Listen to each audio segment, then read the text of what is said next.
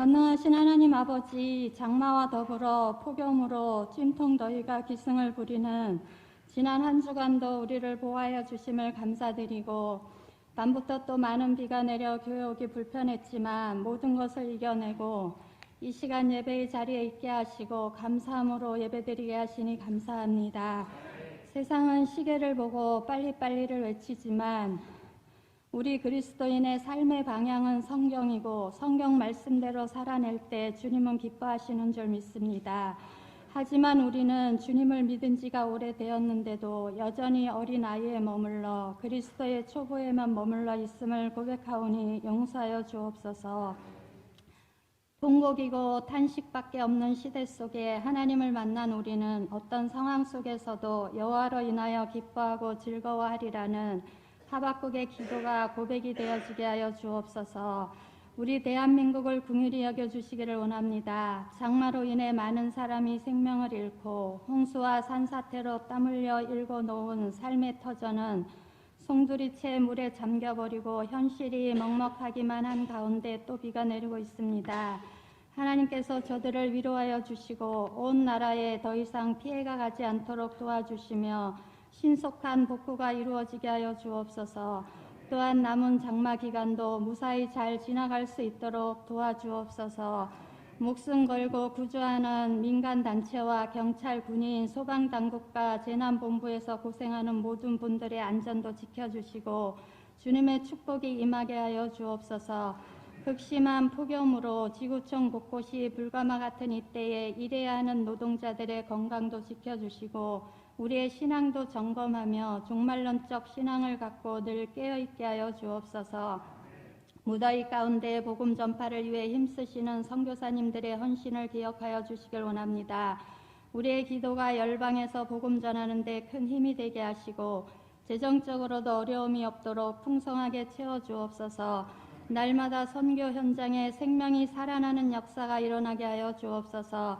전쟁은 하나님께 속한 것이라 했사온데 남과 북이 핵전쟁을 벌이는 일이 생기지 않도록 보호하여 주시고 북한 땅에 성령의 바람 불어와 그 땅의 사망 권세가 무너지게 하여 주옵소서. 북한 동포들이 해방을 누리게 하시고 하나님이 기뻐하시는 통일 선교 한국으로 세워지게 하여 주옵소서.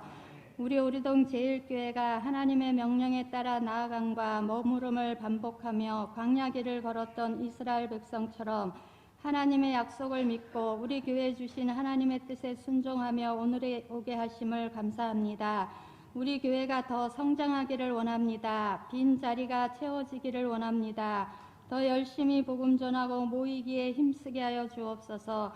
이제 마지막 부흥의 때가 이르렀사오니 주의 영이 임한 모든 영혼에게 사명의 촛대를 주시고 모든 곳에서 선교적 사명을 감당케 하여 주옵소서.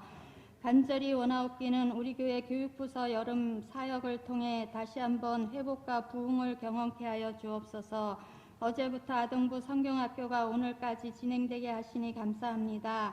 남은 유치부 성경학교와 청소년부 청년부 수련회에도 성령을 부어 주옵소서.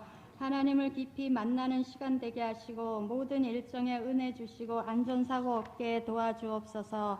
헌신하며 섬기는 교역자, 부장, 교사들의 영육을 강건케 하여 주셔서 풍성한 은혜의 시간이 되게 하여 주옵소서.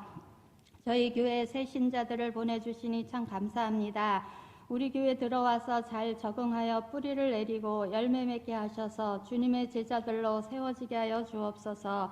육신의 질병으로 기도하는 성도들 기억하시고 지금 임하셔서 머리끝부터 발끝까지 깨끗하게 하여 주옵소서. 경제적 어려움으로 기도하는 성도들이 있습니다. 이스라엘을 위해 하나님께서는 엘림을 예비해 주셨던 것처럼 광야와 같은 거친 세상을 여행하는 영적 이스라엘인 우리들을 위해서도 많은 것들을 예비해 주심을 믿사오니 오늘도 믿음의 눈으로 세상을 바라보며 우리 각자에게 예비하신 생과 종려나무를 발견케 하여 주옵소서. 오늘도 이른 아침부터 찬양으로 영광 돌리는 찬양대를 축복하시고 찬양을 기뻐받아 주옵소서. 하나님의 말씀을 대언하시는 담임 목사님을 능력의 장중에 강하게 붙드시고 하나님의 능력으로 힘있게 선포되어지게 하여 주셔서 사모하는 심령의 풍성한 은혜로 채워 주옵소서. 주님을 향한 예배가 회복과 감격의 예배가 되기를 원하옵고 설명할 수 없는 은혜로 우리 삶을 가득 채워주시는 하나님께 감사와 영광을 올려드리며 예수 그리스도의 이름으로 기도드립니다.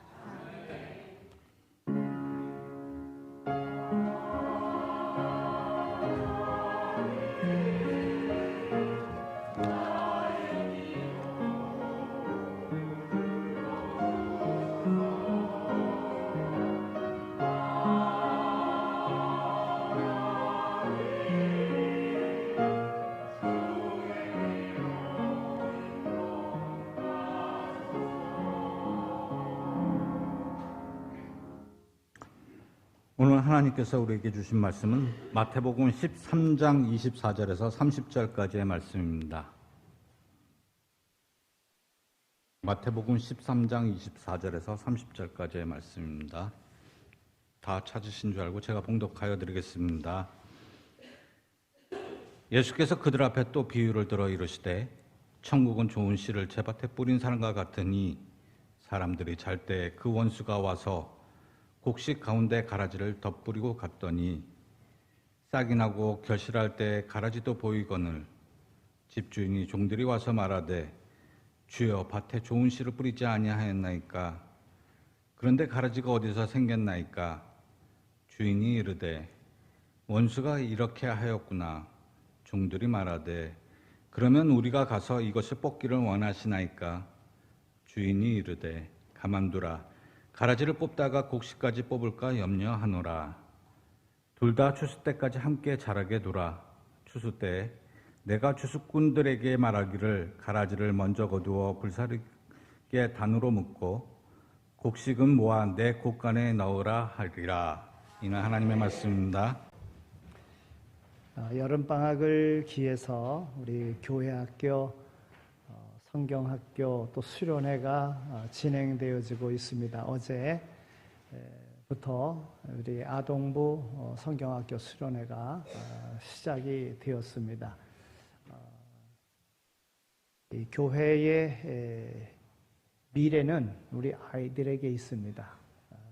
그래서 우리 아이들을 한 영혼이 천하보다 귀하다 하는 이런 마음을 가지고 우리 아이들이 신앙 안에서 잘 자랄 수 있도록 또 우리의 대를 이어서 교회를 잘 지켜갈 수 있도록 해야 될 책임이 오늘 우리에게 있는 것입니다. 성경학교나 수련회 또 특별 새벽기도회, 교회 부흥회 이런 모임들은 이 땅에서의 그 천국 잔치인 것입니다. 잔치에는 준비하느라 힘든 것도 있지만 잔치에 오는 그 많은 사람들 가운데는 주인도 있고 객도 있고 그런 것입니다. 그러나 잔치에 초대된 모든 사람들은 잔치의 목적에 맞게끔 그 모든 일들을 감당해야지 그 잔치가 정말 잔치가 될 수가 있는 것입니다. 오늘 하나님께서 우리를 사랑하셔서 우리를 불러주시고 오늘 우리로 하나님 앞에 예배케 하셨습니다. 각기 다른 삶의 현장에 있지만 그러나 한 마음으로 하나님을 섬길 수 있는 그런 은혜의 자리로 우리를 불러주셨다 하는 겁니다. 오직 하나님만을 우리 주님만을 기억하면서 주님이 기뻐하시는 그런 예배를 드릴 수 있는 우리 모두가 다 되시기를 소망합니다. 또한 교회에서 이루어지는 천국잔치, 우리 교회학교, 성경학교나 수련회가 정말 하나님을 기쁘시게 하는 하나님의 자녀들을 양육하고 키우고 세우는 그러한 일이 될 수 있도록 수고하는 이들을 위해서 한마디 기도라도 또 물심양면으로 도와서 성공적인 그런 수련회가 될 수 있도록 그래 해 주시면 감사하겠습니다. 어떤 공동체든지 세상에서는 완전한 곳은 없습니다. 국가나 사회는 말할 것도 없고 사랑의 보금자리인 가정이나 그리스도인의 집단인 교회도 완전할 수는 없습니다. 불완전의 요소를 가지고 살아가게 되어져 있는 것입니다.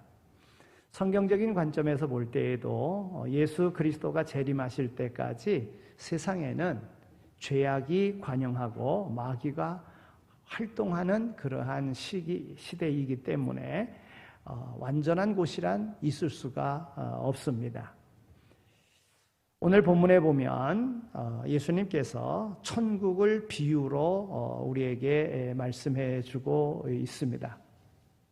오늘 본문 말씀뿐만이 아니라 천국은 하면서 알곡과 가라지의 비유가 오늘 본문이고, 그리고 천국은 겨자씨와 같으다. 그리고 천국은 푸대에 넣은 누룩과 같으다. 이렇게 말씀을 하셨습니다. 그러면 이 가라지와 알곡에 대한 비유를 통해서 예수님께서 우리에게 주시고자 하시는 교훈이 무엇인가? 주인이 자기 밭에 좋은 씨를 뿌렸는데 밤에 원수가 와서 가라지를 덧뿌렸습니다.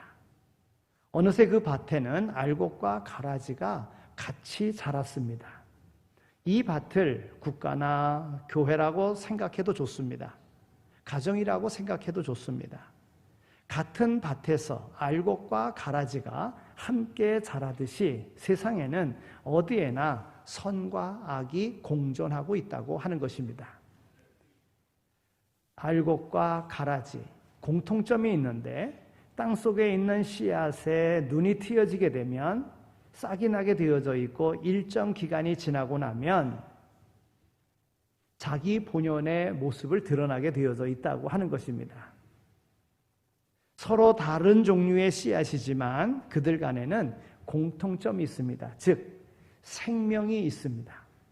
씨앗의 특징은 그 속에 있는 생명력입니다. 생명이 있다는 것은 살아있다는 것을 의미하는 것입니다. 어떤 형태로든지 발아하여 싹을 틔우고 뿌리를 내리면 생명력을 약동시키게 되어져 있습니다.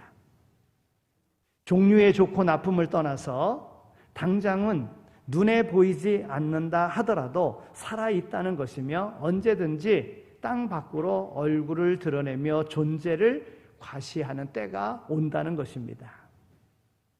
다만 자기의 존재를 정확하게 노출시키지 않는 가라지의 특성 때문에 사람들은 별로 대수롭지 않게 여긴다는 것입니다. 하지만 그것은 가라지 특유의 위장술일 뿐만이 아니라 생명력을 감추고 있다고 하는 사실을 오늘 우리는 알아야 됩니다.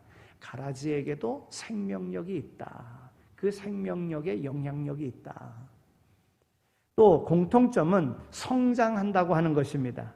예수님께서 겨자씨 비유의 말씀을 통해서 이는 모든 씨보다 작은 것이로되 자란 후에는 나물보다 커서 나무가 되매 공중의 새들이 와서 거기에 깃들이느니라 그랬습니다.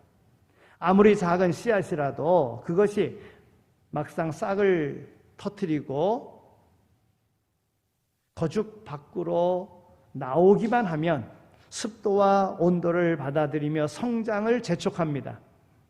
좋은 씨앗 속에 묻혀 자라는 가라지는 겉으로 드러나지 않는 내성을 길러가며 소리 없이 뿌리와 가지를 뻗어가는 특성이 있는 것입니다. 즉 성장한다고 하는 것입니다. 비록 가라지라고 할지라도 자라게 되어져 있어요. 성장하게 되어져 있습니다. 알곡도 마찬가지로 자라는데 가라지도 같이 자라는 이러한 성장성이 있다는 겁니다. 또 열매가 있습니다. 나오는 그 씨 뿌리는 그 비유에 좋은 땅에 떨어진 씨앗이 100배, 60배, 30배의 열매를 맺는다고 했어요. 여러분 어떤 종류의 씨앗이든지 정상적으로 자라게 되면 열매를 맺게 되어져 있는 것입니다. 그것은 생명체의 번식력을 의미하는 것이며 또한 그것은 존재 목적이기도 한 것입니다. 이런 것은 자연 법칙이자 순리입니다. 다만 좋은 씨의 경우 모든 사람의 기대 속에 당당하게 나타나지만 가라지는 자기를 숨긴 채 없는 것처럼 움츠려 있다가 완전히 무르익었을 때에 엄청난 열매로 번식력을 과시한다고 하는 것입니다. 우리가 이 알곡과 가라지 그랬을 때에 그 이스라엘에서의 심는 알곡과 그 다음에 거기서 자라는 가라지 잘 분간이 안 되는 것이기 때문에 예수님께서 이 비유로 말씀하신 거예요. 알곡과 가라지 같이 자라는데 성장해서 결실을 얻기까지 잘 분간이 안 되는 그런 게 가라지라는 거예요. 우리나라에서 이것을 비유하자면 무엇으로 비교할까? 제가 이런 생각을 해봤어요. 여러분, 논농사를 우리가 과거 농경사회 때 많이 졌어요. 논에 모종을 하고 파종을 하고 그리고 모내기를 하잖아요. 다 모내기를 하면 그때에 자라나는 것은 다 뭐만 심었으니까 벼만 심었으니까 다 잘 자라는 것 같습니다. 근데 어느 정도 성장하다 보면 색깔이 조금 노라면서 좀 삐쭉 올라오는 게 있어요. 결실할 때가 되면 더 먼저 자라나서 결실을 합니다. 그걸 뭐라고 그러죠? 피라 그래요. 피. 하여튼 이름도 잘 지은 것 같아요. 피. 전문 농사꾼은 그것을 알고 자라날 때에 미리 뽑지만은 그러나 그렇지 못하면 결실할 때까지 놔둬야 되는 거예요. 또 이 피는요, 뿌리를 또 더 왕성하게 뻗습니다. 그래서 뽑아내기도 얼마나 힘든지 몰라요. 그래서 보통 보면은 마지막에 그 이상만 잘라냅니다. 그렇게 해서 추수를 하는 그런 경우가 있습니다. 이 알곡과 가라지의 공통점, 생명이 있다, 성장한다, 그리고 열매가 있다.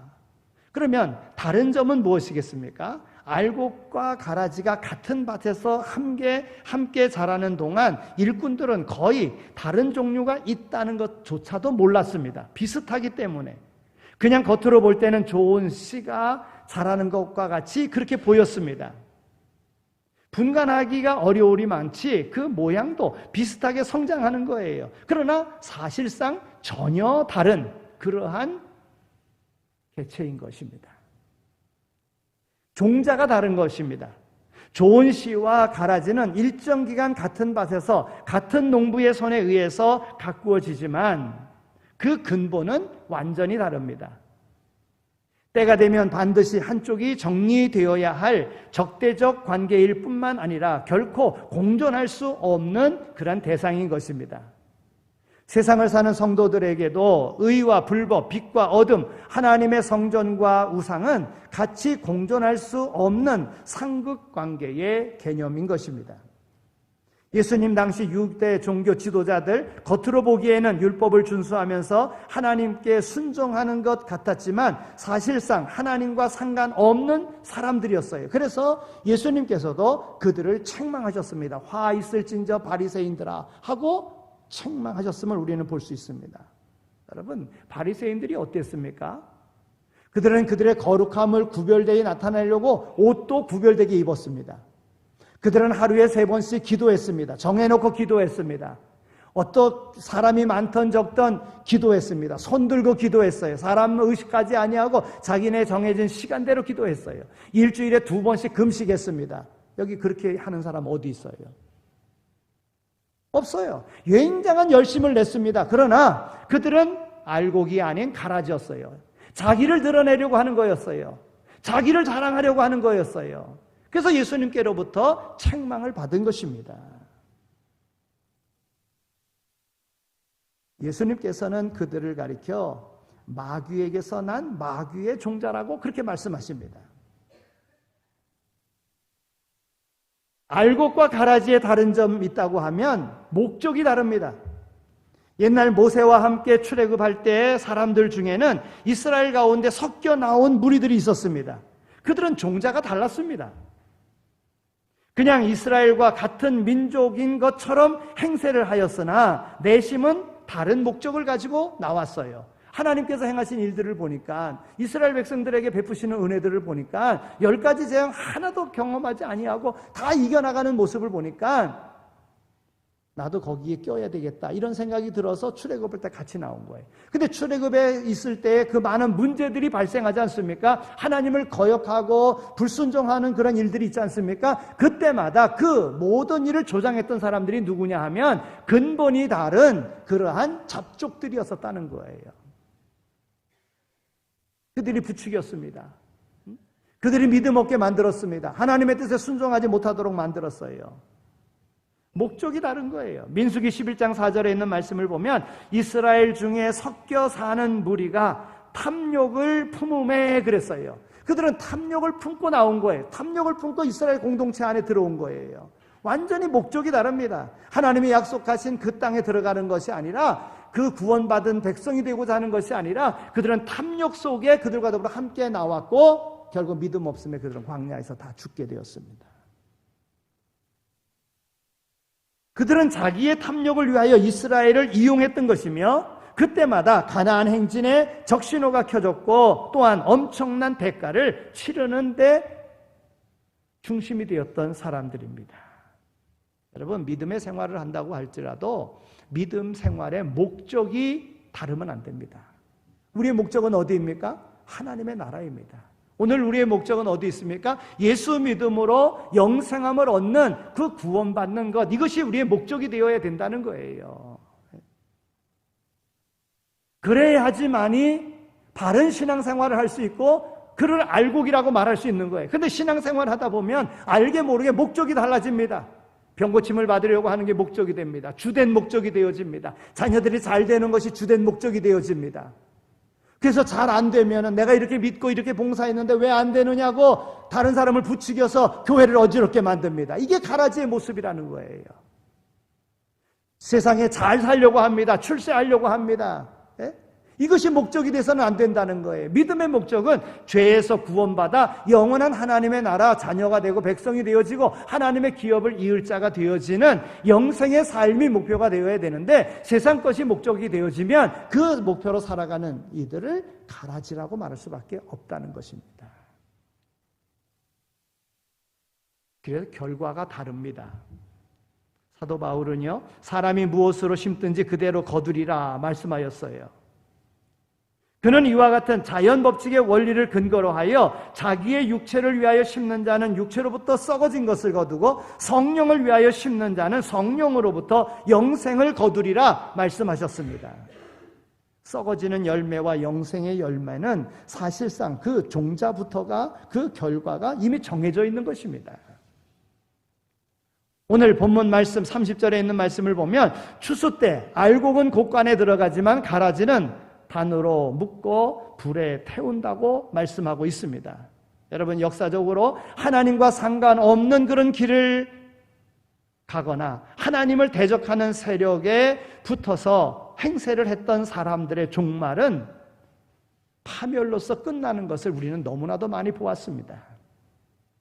시편 1편 5절에서 6절에 있는 말씀을 보면 악인의 길은 의인의 회중에 들지 못하지만 의인의 길은 여호와께서 인정하신다 말씀하고 있어요.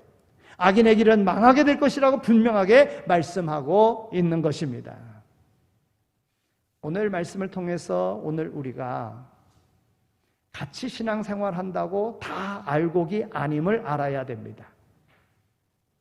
또한 오늘 우리가 신앙생활하는데 가라지와 같은 모습이 있다고 할지라도 결국 가라지가 아님을 우리는 알아야 된다고 하는 것입니다. 영적 분별력을 가지고 분별할 수 있어야 되고 알곡의 모습으로 우리는 가야지만이 된다 하는 것입니다. 유구한 인류의 역사는 하나님의 주권과 섭리를 오늘 우리에게 보여주고 있습니다. 하나님은 전능하신 창조주이며 또한 역사의 경영자이십니다. 그렇지만 인간은 결국 하나님의 주권 안에 있다는 사실을 우리가 잊어서는 안 됩니다. 하나님을 잊고 내가 뭔가 할 수 있는 능력이 있다고, 내가 내 힘으로 하겠다고 하나님을 대적하거나 해서는 안 된다고 하는 거예요. 여러분, 하나님의 경륜을 보면은요, 오늘 말씀을 통해서 우리가 알 수 있듯이 알고도 묵인하시는 하나님을 우리는 발견하게 됩니다. 농장의 일꾼들은 오랫동안 그 밭을 돌보고 가꾸었습니다. 그러나 밭에 가라지가 자라고 있다고 하는 사실조차도 몰랐습니다.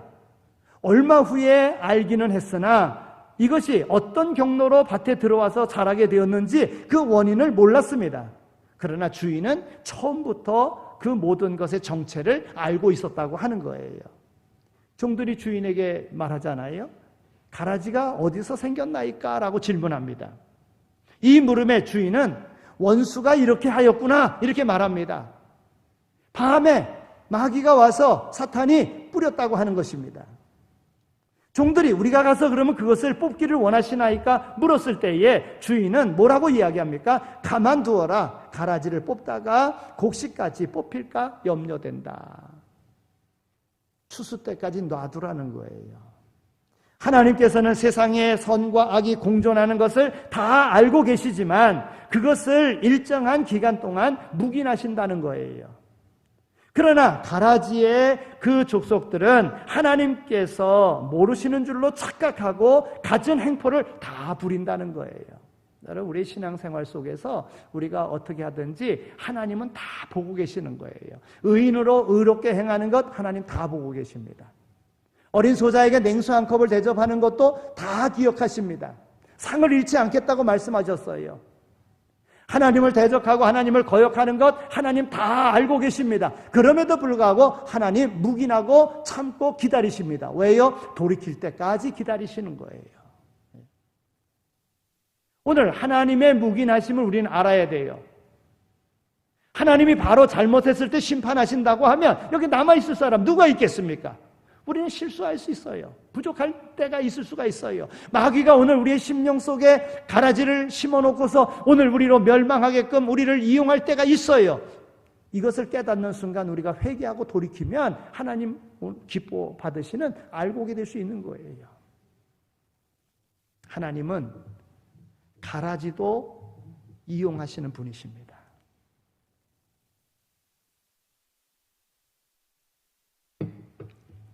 왜 필요악이라는 말이 있잖아요. 필요악. 하나님께서 다스리는 세상에는 때때로 악한 세력들이 있어서 선한 사람들이 할 수 없는 악역을 떠맡도록 하시기도 하십니다.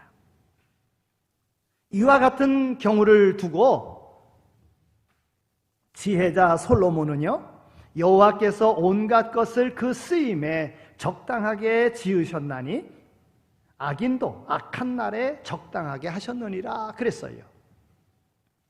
밭에서 가라지가 자라고 무성하게 우거지면 알곡이 피해를 보는 것처럼 세상에서 악인이 득세하면 의인이 고난을 당할 수밖에 없습니다. 그러나 하나님께서는 이런 과정을 통해서 자기 백성들을 훈련시키시고 연단받게 하여서 정금과 같은 믿음으로 나오게 하신다고 하는 것입니다. 옛날 선지자 하박국 선지자는요, 교만한 자와 거짓된 자의 행포가 극심하더라도 오직 의인은 믿음으로 말미암아 살리라 말씀을 하셨습니다. 그렇습니다. 악한 세상 속에서 의인이 믿음으로 삶으로 의를 이루는 일을 하나님의 역사 가운데 많이 이루어졌음을 우리는 보게 됩니다. 이 의인은 믿음으로 말미암아 살리라. 종교개혁자들도 의인은 믿음으로 말미암아 살리라. 바로 그 말씀의 힘을 얻고 옳은 일을 행함으로 종교개혁이 일어난 것 아니겠습니까? 알곡과 가라지의 다른 점이 있다면 하나님께서는 하나님의 경륜을 우리가 안다면 하나님은 알고도 묵인하시는 분이시고 또 그것을 선용하시는 분이시고 또한 궁극적으로는 자기 뜻을 이루시고 만다는 거예요. 결국은 하나님의 뜻이 이루어지고 맙니다. 아담의 범죄로 아름다운 에덴 동산이 마귀의 활동 무대가 된 이후 어디에서나 하나님을 대적하는 무신론자 불신앙의 세력이 역사를 주름잡고 오늘날까지 왔습니다. 가인 계통의 사람들이 거의 여기에 해당합니다. 그의 후손들이 세상 문화의 주름을 잡고 지금까지 왔습니다. 결국 무력으로 모든 세력들을 장악하고 전쟁으로 죽음의 악순환을 계속 일으키며 지금까지 왔습니다. 여기에 굴복하여 사람들이 진리에서 이탈하거나 배도하는 그러한 경우도 많이 있었습니다. 어찌 보면 세상은 마귀의 동무되거나 불신앙의 천지가 되었다고 해도 과언이 아닐 것입니다. 그러나 결국 하나님의 주권 앞에 선악간에 분명하게 구별된다는 사실을, 하나님의 심판이 있다는 사실을 우리는 알아야 되는 것입니다. 예수님께서는 추수 때에 가라지는 불사르고 알곡은 곡간에 넣는다고 하였습니다. 모든 악의 세력들이 하나님의 심판을 받고 불못에 던져지는 날 의인은 하나님 나라의 해와 같이, 하나님 나라에서 해와 같이 빛나게 될 것이라고 말씀하셨습니다. 오늘 예수님께서 알곡과 가라지의 비유를 이렇게 말씀하시고, 그리고 이에 대한 설명이 오늘 본문 말씀 겨자씨 비유, 그 다음에 누룩 비유, 그 다음에 이제 가라지의 비유의 설명을 하십니다. 그것이 36절서부터 43절까지에 있는 말씀인데 제가 봉독해 드리겠습니다. 이에 예수께서 무리를 떠나사 집에 들어가시니 제자들이 나와 이르되 밭에 가라지의 비유를 우리에게 설명하여 주소서.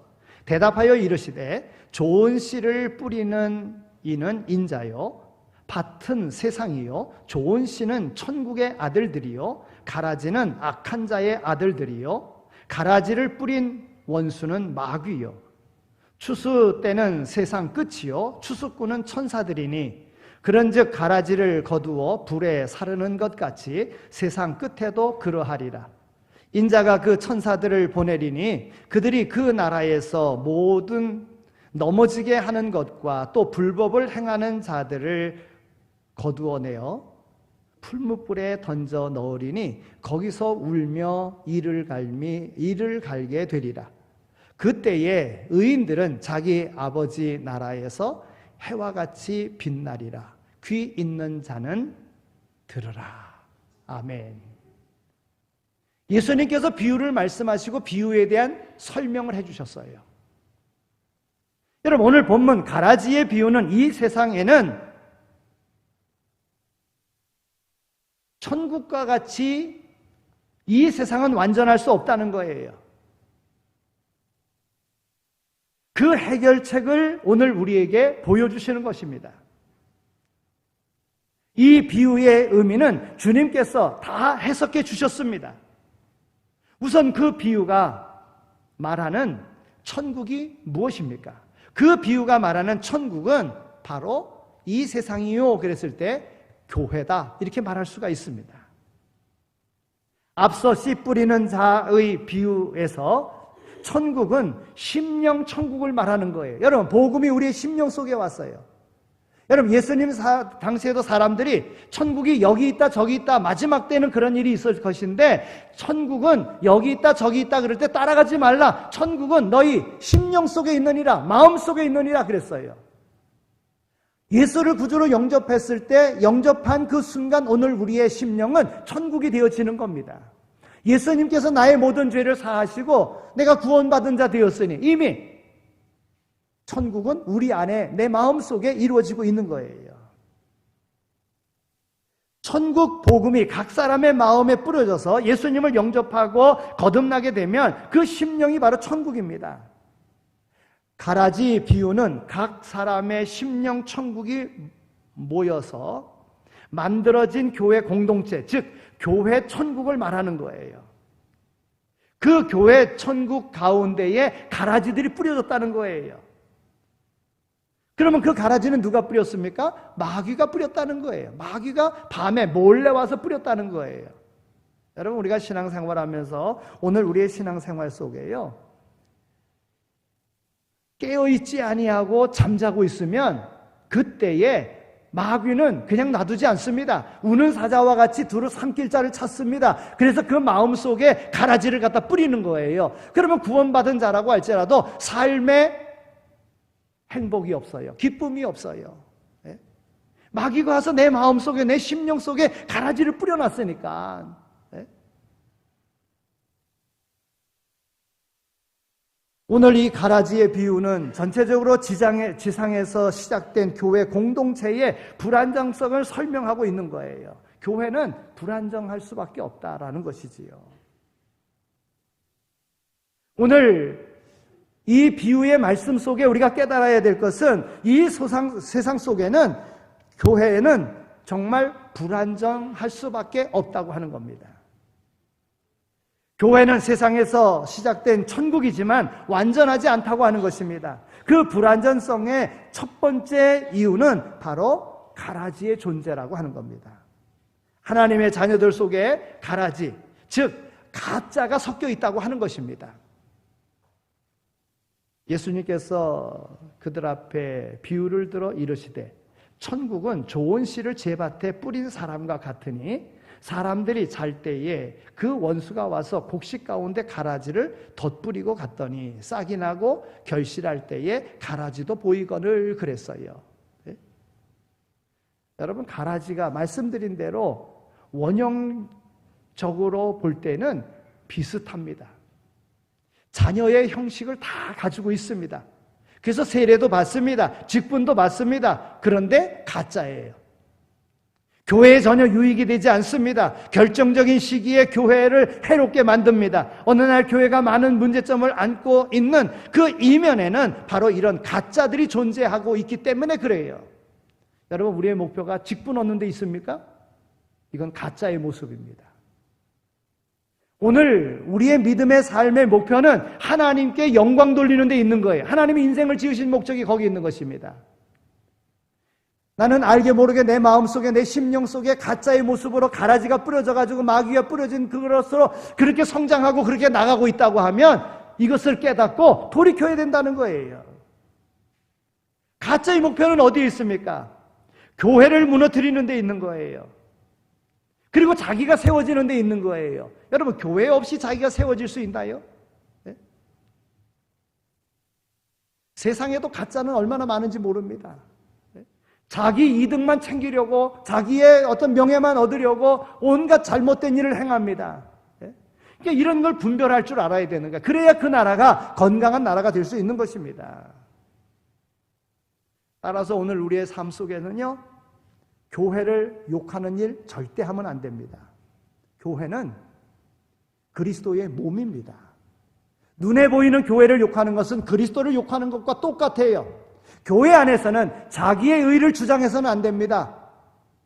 이것은 교회를 욕되게 만드는 거예요. 내가 의롭고 나는 옳다라고 하는 것 주장해서는 안 됩니다. 주님께서 우리에게 뭘 말씀하십니까? 섬김을 받고자 하는 섬기는 자가 되라고 말씀합니다. 낮아지라고 말씀하고 있는 거예요. 이것을 실천하는 것이 바로 알곡의 모습이라고 하는 것입니다. 오늘 우리가 알게 모르게 교회를 잘 경영하고 부흥시켜야 한다고 하는 이 성장 논리 때문에 교회가 문제가 될 때도 있습니다. 여러분, 언제 주님께서요, 교회 성장시켜야 된다고 말씀하셨습니까? 주님께서 언제 교회를 성장시키라고 하셨느냐 이 말입니다. 단지 예수님께서 하신 말씀은 복음을 전하라고 하셨어요. 우리는 그냥 복음을 전할 뿐입니다. 복음을 전하지 않는 것이 문제인 것이지, 복음 전하면 교회는 자동적으로 성장하게 되어져 있는 것입니다. 그러니까 복음 전하지 못하는 것을 깨닫고 알곡된 모습으로 복음 전하는 모습을 살아가는 거예요. 주님께서 언제 교인들을 훈련시키라고 하셨습니까?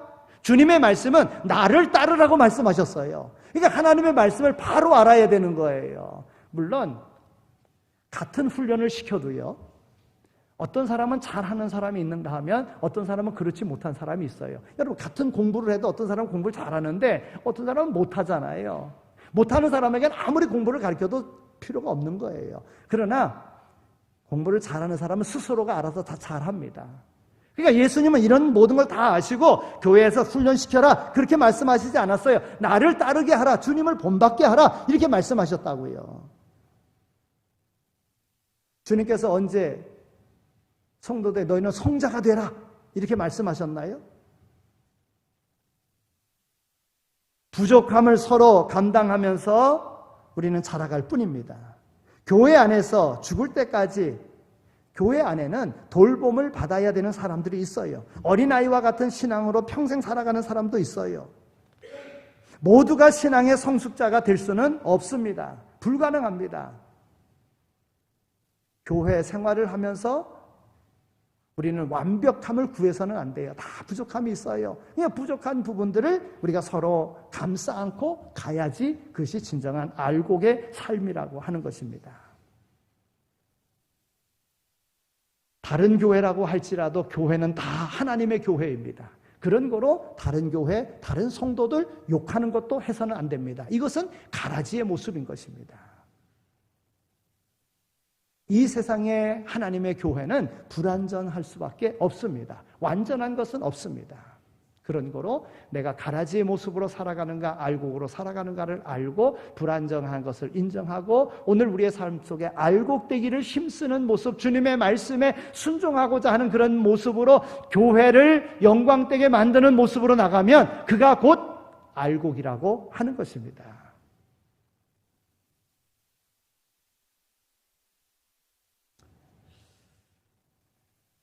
오늘 말씀을 맺겠습니다. 교회가 교회되어지는 데에는 교회가 가라지를 제거하려고 해서는 안 됩니다. 교회가 가라지를 그냥 놔둬야 되는 이유는 첫 번째로 사람의 눈으로 가라지를 골라내기 힘들기 때문에 그런 거예요. 오늘 우리의 주관으로 이것은 가라지다, 이것은 알곡이다 이렇게 할 수 있겠지만 오늘 우리는 또 교회는 불완전하기 때문에 오늘 우리 스스로가 가라지를 분별할 수가 없습니다. 오늘 말씀 가운데도 주인은 알지만은 그러나 종들은 모르는 거예요. 사람의 눈으로 가라지를 골라내기 힘듭니다. 가라지의 그 본색은 결실할 때, 추수할 때 나타나는 거예요. 상당 기간 경과될 때 그때 참 신자인지 가짜인지 구별할 수 있다는 거예요. 교회 안에서 가짜들이 그렇습니다. 상당 기간 참 신자들과 같은 모습으로 신앙생활을 합니다. 예배 잘 드립니다. 기도 잘합니다. 성경도 보고 봉사활동도 합니다. 그러다가 어느 시점에 가서 본색을 드러냅니다. 교회 공동체에 해를 끼치는 행동을 합니다. 그러나 교회를 해롭게 한다고 다 가라지로 단정할 수는 없습니다. 오히려 진짜 같은 가짜가 있고 가짜 같은 진짜가 있게 마련인 것입니다. 진짜와 가짜는 오직 주님만이 아십니다. 그러므로 섣불리 가짜라고 단정하지 말고 가부간에 주님께 우리는 맡겨야지만이 되는 것입니다. 가라지를 놔둬야 되는 두 번째 이유는 가라지를 뽑다가 알곡을 다치기 때문에 그렇습니다. 가짜를 쫓아내려고 하다가 알곡이 손상을 입습니다. 여러분 교회에 문제가 생기면은요, 교회가 막 서로 간에 옳다고 막 이렇게 싸우게 되어지면요, 교회 떠나는 사람은 누구냐 하면 나 이런 싸우는 교회 싫다고 괜히 엄한 사람들이 다 나가요. 엄한 사람들이. 우리 다 그런 거 경험해봤잖아요. 엄한 사람들이 나가요. 그러니까 문제가 있을 때에 알곡을 가짜를 쫓아내려고 하면 안 돼요. 오늘 29절에 있는 말씀을 보면 주인이 이르되 가만둬라 가라지를 뽑다가 곡식까지 뽑을까 염려하노라 그랬어요. 교회 분쟁 때문에 상처받는 사람들은 싸우는 당사자가 아닙니다. 곁에서 바라보고 있는 많은 신자들입니다. 그들은 누가 진짜이고 누가 가짜인지 모릅니다. 때로는 진짜를 욕하고 가짜들을 동정합니다. 어느 편을 들다가 함께 시험에 들기도 합니다. 그러므로 차라리 덮어두고 주님 손에 맡기는 게 맞는 거예요. 내가 모든 것을 판가름하려고 해서는 안 된다는 거예요. 알곡은 주님의 뜻을 알고 추수 때까지 놔두는 거예요. 놔두는 거예요. 그러나 가라지의 역할을 감당하면 안 되지요. 교회를 어지럽히는 일을 하면 안 되지요. 질서를 무너뜨리는 일을 하면 안 되지요. 거기에 따른 마지막은 분명한 하나님의 심판이 있기 때문에 그런 것입니다. 여러분 교회 욕하지 마시기 바랍니다. 성도들을 평가하지 마시기 바랍니다. 정죄하지 마시기 바랍니다. 가라지를 그냥 놔둬야 되는 세 번째 이유는 분명한 결과가 있기 때문에 그렇습니다. 혹 가짜를 모르고 천국에 들여보내는 일은 전혀 없습니다. 하나님께서 가짜를 모르고 천국에 들여보내겠어요? 교회를 해롭게 한 가라지를 심판하지 않고 지나치는 일은 결코 없습니다. 교회 공동체가 굳이 심판하지 않아도 가라지는 필요하고 충분한 만큼 심판을 받습니다. 그러므로 교회 공동체가 가라지 선별 작업을 하지 않아도 됩니다. 교회는 지상에서 시작된 천국입니다. 그런데 가라지 때문에 골치 아픈 일들이 벌어집니다. 누가 정말 가라지처럼 보입니까? 뽑아버리고 싶습니까? 처단하고 싶습니까? 참아야 됩니다. 교회는 불완전합니다. 가라지 배후에는 마귀가 있습니다. 가라지는 사람의 산물이 아니라 마귀의 산물이라고 하는 거예요. 가라지는 인위적으로 제거하기 힘듭니다.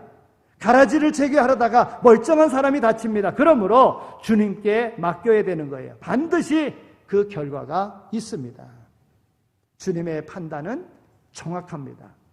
진짜와 가짜를 분명히 가려내시는 주님이라고 하는 거예요. 주님의 심판은 정확합니다. 오늘 우리가 이 말씀을 함께 상고하면서 먼저는 내가 가라지인가 알곡인가, 내 스스로가 내가 알곡이라고 생각하고 정죄하려고 하는가. 여러분, 알곡과 가라지를 아는 방법은요, 가라지는 회개할 줄 모릅니다. 남을 정죄합니다. 이게 가라지의 모습인 거예요. 예배 안 드립니다. 말씀 안 듣습니다. 이게 가라지입니다. 알곡은요, 말씀 듣습니다. 그리고 회개합니다. 그리고 돌이켜 바른 일을 합니다. 그러나 가라지는 절대 돌이키지 않습니다. 회개할 줄도 모릅니다. 자기 옳다고 끝까지 주장합니다. 여러분, 이 세상에 의인이 어디 있습니까? 옳은 사람이 어디 있습니까? 다 죄인인데 오늘 알곡된 모습으로, 교회의 주인된 모습으로 주님께서 핏값 주고 사신 교회를 바르게 세워갈 수 있는 모두가 다 되시기를 축원합니다. 하나님 감사합니다. 저희들을 이렇게 불러주셔서 많은 사람들 가운데 하나님의 거룩한 백성으로 살아가게 하여 주신 것 정말 감사합니다. 그런데 알게 모르게 우리의 마음 속에, 우리의 심령 속에 마귀가 뿌려놓은 가라지의 마음으로 교회를 어지럽히고 성도들을 정죄하고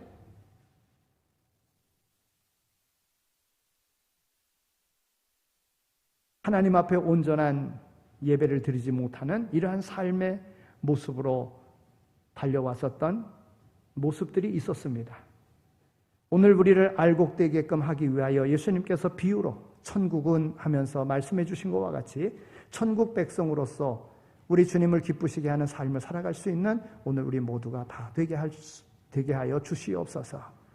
알곡은 예배드림에 회개할 줄도 알고 말씀에 순종할 줄도 알고 돌이킬 줄도 알고 하나님의 때를 기다릴 줄도 아는 이들이 알곡인 줄 깨닫사오니 하나님, 온전히 하나님의 뜻을 이루고자 하는, 하나님을 기쁘시게 하고자 하는 삶의 모습으로 나가는 우리 모두가 다 되게 하여 주옵소서.